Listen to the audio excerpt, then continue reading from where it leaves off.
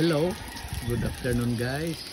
For today's video, ipapakita ko sa inyo ang sitwasyon dito sa amin sa Culaba, Biliran, na medyo makulimlim ang panahon, pero hindi pa naman kalakasan ng ulan, saka ang bugso ng hangin ay medyo mahina pa. Pero nakakatakot isipin kasi tatamaan talaga kami ng bagyong Tino. Yun lang, yung galaw ng dagat hindi pa naman kalakasan. Ito ngayon ang sitwasyon dito sa amin, pero talagang umuulan na, pero hindi pa naman kalakasan.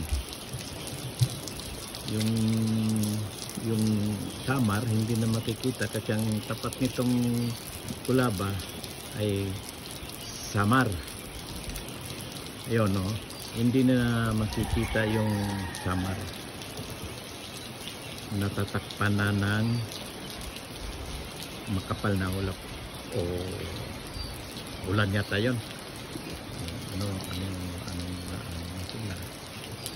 Makikita natin. Ayun.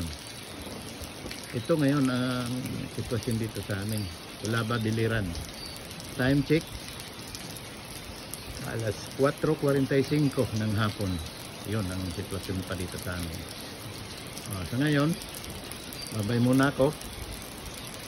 Medyo lumalakas na yung ulan. Bye bye.